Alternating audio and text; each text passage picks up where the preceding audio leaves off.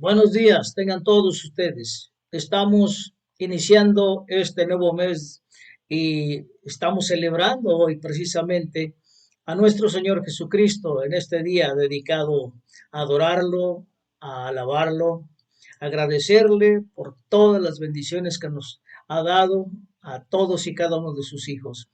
Y bien, pues hoy vamos a iniciar este mensaje con una orden. ¿Saben qué? Esfuércense por mantener la unidad. Bien, recibir misericordia del pan de vida es el tema de esta semana.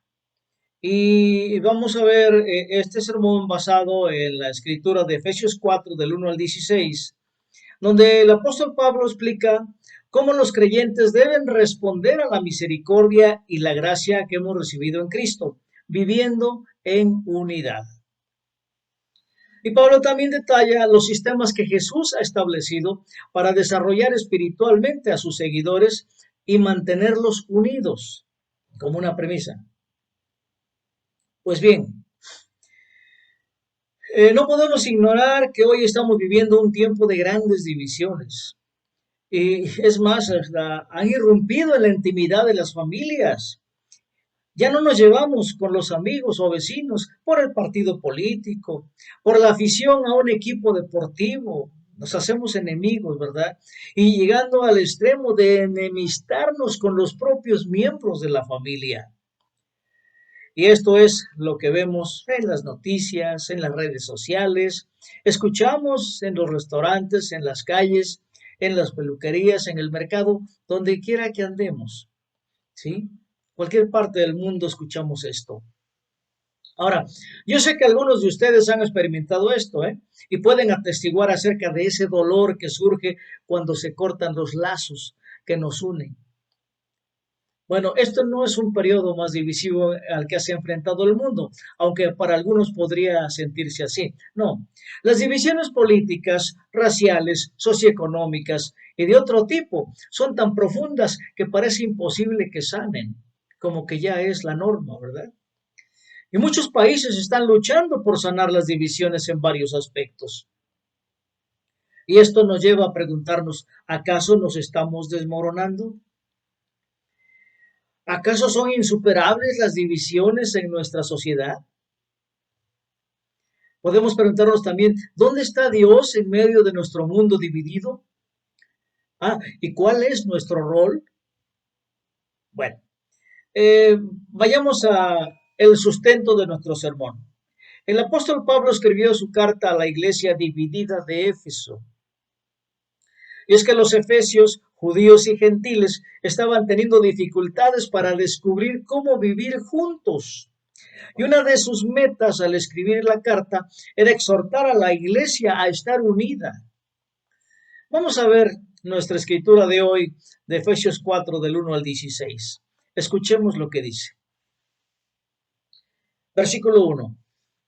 Por eso yo, que estoy preso por la causa del Señor, les ruego que vivan de una manera digna del llamamiento que han recibido, siempre humildes, amables, pacientes, tolerantes unos con otros en amor. Esfuércense por mantener la unidad del espíritu mediante el vínculo de la paz. Hay un solo cuerpo y un solo espíritu, así como también fueron llamados a una sola esperanza, un solo Señor, una sola fe, un solo bautismo, un solo Dios y Padre de todos, que está sobre todos y por medio de todos y en todos. Pero a cada uno de nosotros se nos ha dado gracia en la medida en que Cristo ha repartido los dones. Por esto dice, cuando ascendió a lo alto, se llevó consigo a los cautivos y dio dones a los hombres. ¿Qué quiere decir eso de que ascendió? Sino que también descendió a las partes bajas, o sea, a la tierra. El que descendió es el mismo que ascendió por encima de todos los cielos para llenarlo todo. Él mismo constituyó a unos apóstoles, a otros profetas, a otros evangelistas, a otros pastores y maestros, a fin de capacitar al pueblo de Dios para la obra de servicio, para edificar el cuerpo de Cristo. De este modo todos llegaremos a la unidad de la fe y del conocimiento del Hijo de Dios, a una humanidad perfecta que se conforma a la plena estatura de Cristo. Así ya no seremos niños zarandeados por las olas y llevados de aquí para allá por todo viento de enseñanza y por la astucia y los artificios de quienes emplean artimañas engañosas. Más bien, al vivir la verdad con amor, creceremos hasta ser en todo como aquel que es la cabeza, es decir, Cristo. Por su acción, todo el cuerpo crece y se edifica en amor, sostenido y ajustado por todos los ligamentos según la actividad propia de cada miembro. Amén. ¿Qué les pareció, hermanos, esta escritura? Un poco fuerte, ¿verdad? Pero vamos a ver por qué. Vamos a notar primero que vivir de acuerdo a nuestro llamamiento y nuestra invitación personal a participar en la vida y ministerio de Jesucristo tienen mucho que ver con la forma en que vivimos en comunidad. Y para abordar las divisiones en la iglesia en Éfeso, Pablo necesitaba que ellos primero entendieran que cuando Dios nos llama al cuerpo y a la iglesia. Y nuestra respuesta a la misericordia y la gracia de la obra salvífica de Jesús debe vivirse en comunidad de fe y en el mundo. Por difícil que sea, debemos resistir la tentación de pensar en nuestra relación con Dios como algo separado de nuestras relaciones con otras personas. De hecho, nuestra relación con Dios se demuestra, se prueba y madura por la forma en que nos preocupamos unos por otros. Y bueno, una visión individualizada de nuestra relación con Dios puede alimentar divisiones. Por eso es actuar fuera de la verdad de que nos pertenecemos el uno al otro. Y la verdad es que dependemos unos de otros. No podemos convertirnos en quienes se supone que somos sin el otro. Y bueno, gracias a Cristo, no puedo tomar una decisión que sea buena para mí y que te perjudique a ti. Y es que debido a Cristo, solo porque tu sufrimiento no me aflija directamente, no significa que no me afecte. Seamos honestos. Lo dicho hasta aquí tiene mucho sentido cuando hablamos de personas con las que nos sentimos cómodos. Ajá. No es difícil preocuparse por aquellos que piensan y actúan de manera familiar y similar a nosotros. Pero, ¿qué ocurre con las personas que nos tratan de manera incorrecta? ¿Qué pasa con las personas que son diferentes a nosotros? ¿Qué pasa con aquellos con creencias diferentes? ¿Te has preguntado, hermano? ¿Qué pasa con las personas que nos caen mal? Bueno, y es que sin la dirección del Espíritu, no amaría a las personas que no me agradan. Afortunadamente Dios no me deja espacio para decidir a quién amar, sino pues yo escojo mis amigos. Pero no es así, hermanos. Es Dios el que escoge. Y bueno, después de explicar la necesidad de la comunidad, Pablo deja en claro que la unidad y la paz requieren que hagamos todo lo posible. En otras palabras, se necesita trabajo y sacrificio para conectarse con los demás y además para mantenerse conectado. Para ello se necesita trabajo proactivo y sacrificio. Ahora, nuestra tendencia natural es centrarnos en nosotros mismos. Y para formar relaciones genuinas con otros humanos, tenemos que hacer un gran esfuerzo. Y no se puede hacer dentro de nuestra zona de confort en un momento que nos convenga a nosotros, no. Lo establecido en la sociedad no traerá unidad ni paz, especialmente en una comunidad fracturada tampoco. Así que ser un seguidor de Cristo significa que estamos dispuestos a sacrificarnos para estar unidos a nuestros hermanos y hermanas. Amén. Bueno, hermanos, trabajar por la unidad es un desafío. Pero hay buenas noticias. Y es que Pablo afirma poéticamente que hay un evangelio y creer y seguir esas buenas nuevas significa que estamos entrando en un tipo único de unidad con otros creyentes, una unidad que es forjada y mantenida por Cristo mismo. No una unidad desde una perspectiva humana, no, sino unidad en la fe y en el conocimiento del Hijo de Dios. Así que la unidad no depende de nuestra propia fuerza o conocimiento, sino que la unidad comienza cuando buscamos el ver a los demás como Cristo los ve. Trabajamos por la unidad cuando tratamos de participar en la relación que Cristo tiene con nuestros semejantes. No nomás conmigo, con todos. Así que mantenemos la paz al estar con Cristo en contra de las cosas que nos dividen o deshumanizan y al estar por las que fueron hechas a la imagen de Dios. ¿Y quiénes son? Tú y yo, todos nosotros. Bueno, gracias a Cristo podemos tener fe en que todas las divisiones pueden sanar. La resurrección de Jesús significa que ha triunfado sobre todos los enemigos de la humanidad, incluso sobre la muerte misma. Eso lo sabemos y lo recitamos de memoria. Y es que en Él hay curación para todo lo que nos aflige, incluidas las cosas que nos dividen. Y eso significa el triunfo de Jesús sobre todas las cosas. Dios en su misericordia y gracia invita a la iglesia a ser el mecanismo que Él está utilizando para difundir su marca única de unidad. Y como leímos de los versículos del 7 al 16, ahí se enumeran algunos de los roles en la nueva sociedad de Dios que los cristianos pueden asumir para lograr la unidad en la fe y en el conocimiento del Hijo de Dios. Y también es en estos versículos que Pablo comienza a explicar la textura de la unidad cristiana. Y aunque Dios facilita nuestra unidad, Pablo está diciendo que la unidad es nuestra responsabilidad como iglesia. Es algo que debemos perseguir activamente y lograr mediante el uso de los dones que Dios nos ha dado. Él es el equipador. Y bueno, ¿a dónde vamos a mirar? Bueno, Cristo es el estándar por el cual la iglesia mide su progreso hacia su meta, así como la meta misma. Y bueno, cada creyente tiene un papel que desempeñar en la iglesia y solo podemos lograr la unidad cuando cada parte del cuerpo hace su trabajo. Aquí Pablo equilibra el objetivo colaborativo de la iglesia con la responsabilidad individual. Crecimiento personal y de la iglesia. Dones míos y tuyos. Y unidad. Unidad. Y eso es lo más importante y es lo que estamos tratando este día.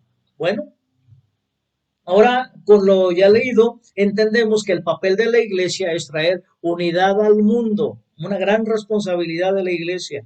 La iglesia como cuerpo de Cristo, como el grupo corporativo de Cristo, tiene como propósito traer unidad al mundo, así como los judíos fueron un pueblo que debería haber sido bendición para los demás, pues así también la iglesia en este momento necesita ser el que una al mundo con sus acciones. Y nosotros formamos parte de la iglesia, ¿o no es así, hermano?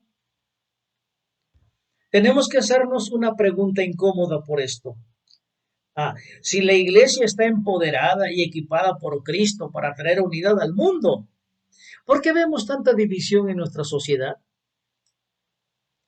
Quizás hemos permitido que cosas como la política, la raza, la economía y otras cosas nos convenzan de que somos más diferentes que similares. Pero me pongo a pensar y tal vez tú lo pienses igual. ¿Qué tiene de diferente una persona con otra? Somos iguales. Y es más, somos hechos a imagen y semejanza de Dios. Así que pensemos en eso. Y por eso Dios nos pide que hagamos la unidad a pesar de todo. Bueno, eh, es que tal vez quizá es más fácil estar dividido que hacer el arduo trabajo de hacer todo esfuerzo por mantener la unidad del espíritu. ¿O no lo crees así? Voy a leerles una cita del teólogo N. T. Wright en una entrevista en la que se le pidió que comentara sobre el problema racial de Estados Unidos y declaró lo siguiente. Veámoslo. Dice así, el verdadero problema aquí es que la iglesia ha olvidado su vocación. Subrayemos. La vocación de la iglesia es ser un lugar donde no haya judíos ni gentiles, ni esclavos ni libres, ni hombres ni mujeres, porque todos son uno en Cristo Jesús. Amén. Continúa diciendo, la iglesia ha olvidado que así es como se suponía que era la vida de la iglesia. Y pensemos que mientras prediquemos el evangelio y llevemos a la gente al cielo, no debemos preocuparnos demasiado por lo que sucede aquí, porque eso solo es trabajo social o buenos modales en la mesa o algo así. Y yo quiero decirles absolutamente no. Así que hermano, con quien te sientas y tienes comunión, es una señal de que si realmente crees que en la cruz Jesús ganó la victoria sobre todos los poderes de las tinieblas o no. Algo fuerte, ¿verdad, hermano? Bueno, pues es la verdad. ¿Qué está haciendo la iglesia para mantener la unidad? Veamos. Y debemos señalar que la unidad no significa uniformidad. Así como el Dios Trino, la iglesia está destinada a experimentar la diversidad en la unidad. Recordemos que el Padre no es Hijo, ni el Hijo es Padre, ni el Espíritu es Padre ni Hijo. Así es que son diferentes, pero en unidad y todos son Dios, un solo ser. Así que nuestras iglesias deben ser lugares donde todos permanezcan y pertenezcan y cada historia sea valorada y cada persona sea valorada y cada persona y con sus dones es necesaria en ella. Y como Jesús debemos resistir activamente los prejuicios y los sistemas que promueven la injusticia porque esas cosas perturban la unidad. Y al mismo tiempo debemos ser lo suficientemente humildes como para admitir que tenemos mucho que aprender sobre aquellos con diferentes trasfondos. A veces decimos, ¿qué me puede enseñar mi hermano? Yo soy diferente a él. Lo hemos pensado, ¿verdad? Y eso es romper con la unidad. Y es posible que tengamos que educarnos sobre las historias de otros y cómo tener conversaciones desafiantes. No será fácil, claro, pero ¿no es eso lo que nos han llamado a hacer? Como seguidores de Cristo, debemos preguntarnos, hermanos, ¿estoy haciendo todo lo posible por promover la unidad? Otra pregunta digna de respuesta. ¿Es mi congregación unida? Y pues al darnos cuenta de que no podemos promover la unidad perfectamente, entonces estamos dedicados a tratar de hacer nuestra parte con los dones que nos ha dado el Espíritu Santo. Buscamos relacionarnos con los demás para que su historia nos pueda cambiar. Recuerdo la cita del apóstol Pablo que debemos ver a los demás como superiores a nosotros mismos. Es un golpe duro al orgullo. Y una última pregunta, hermanos. ¿Valoramos la humanidad mutua en aquellos con quienes no estamos de acuerdo? Esa persona que me cae mal tiene unas ideas maravillosas, ¿las acepto?